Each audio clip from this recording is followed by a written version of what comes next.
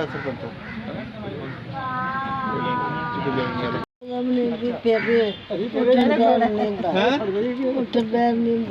ना बस मुंह च बोलने आना चाहिए। बाकी ठीक है, कोई गल हुक्म चलाना हूं तुसें की करना चाहिए। अच्छा हाँ नहीं चलो ठीक है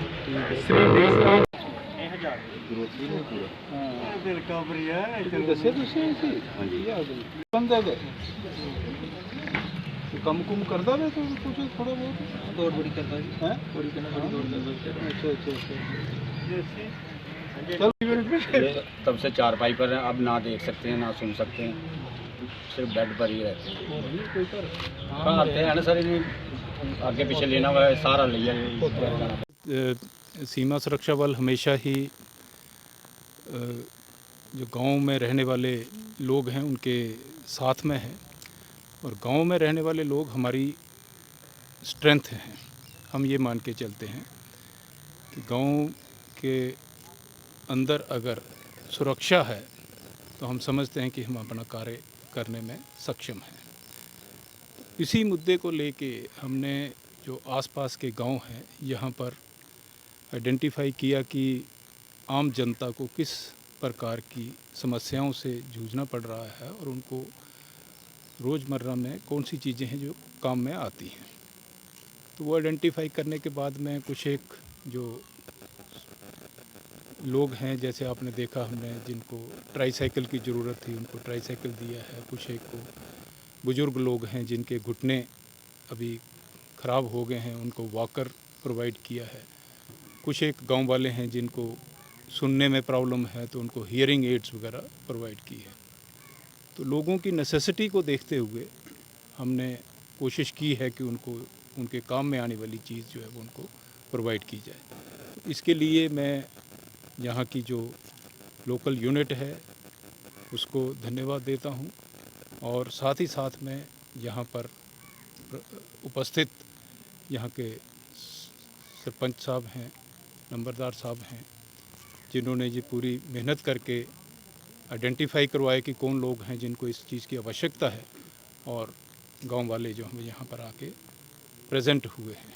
तो इनके साथ में बातचीत करने से हमें अच्छा लगा है कि चाहे ये बुज़ुर्ग हो गए हैं लेकिन इनके हौसलों में किसी किस्म की कमी नहीं है।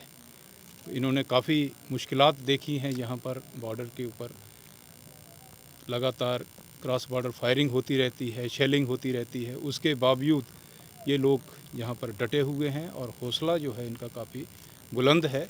ये अपने आप में दर्शाता है कि यहाँ के जो निवासी हैं ये काफ़ी दृढ़ निश्चय वाले हैं और एक हमारे देश की सभ्यता और दृढ़ता को दर्शाता है।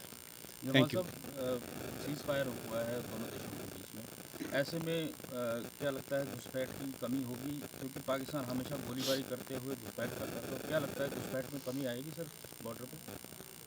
देखिए, हम लोग यहाँ पर सिर्फ क्रॉस बॉर्डर फायरिंग के लिए नहीं उपस्थित हैं। हमारा काम है कि गांव के अंदर रहने वाले लोगों के अंदर एक सुरक्षा की पैदा करना, और उसमें जो भी हमारी तरफ से जो क्रॉस बॉर्डर फायरिंग होती थी वो दुश्मन की फायरिंग के जवाब में दी जाती थी।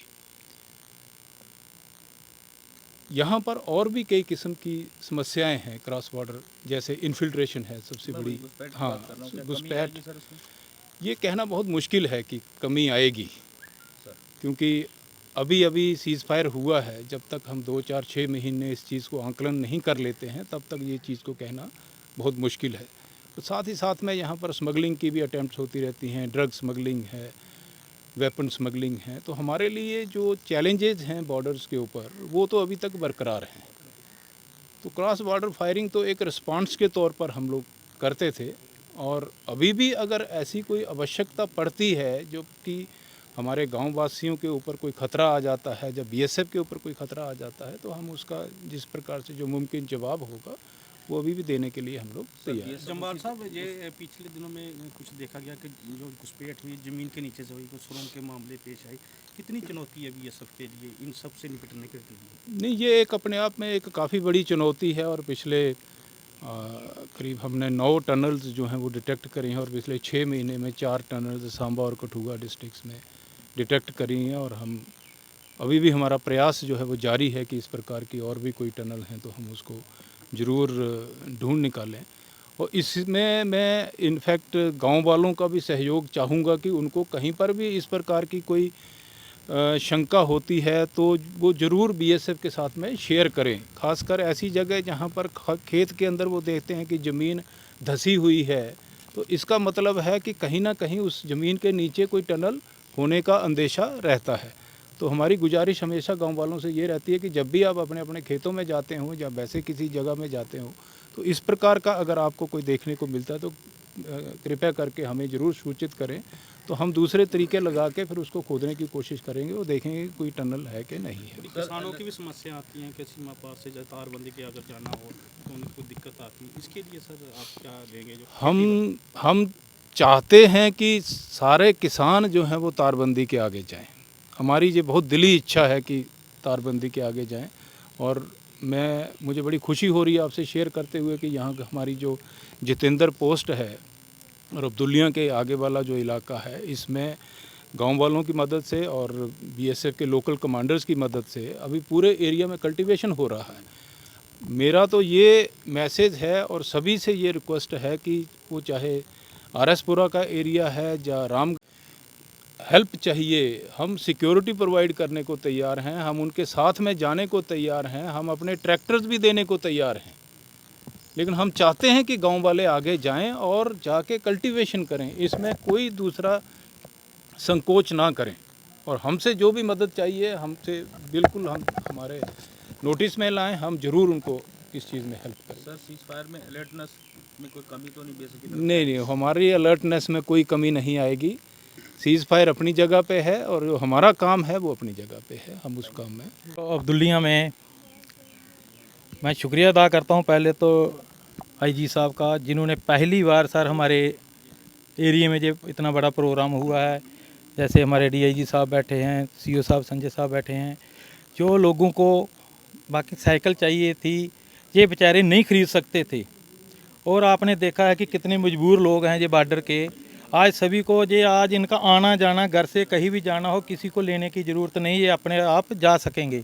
और जो बाकर मिले हैं सर, सबसे ज़्यादा तो घुटनों की प्रॉब्लम है मैक्सिमम लोगों को, क्योंकि ये चंदूचक, लाइयाँ, बेगा, बेरा, चोगा, रायपुर, बिधीपुर जट्टा और काफ़ी जो 12-13 गाँव में जो हमारे जवान थे, इन्होंने घूम के लोगों का घर घर जाके नाम लिखा और नाम लिख के आज ये लोगों को सुविधा मिली है। हम चाहते हैं कि ऐसे जो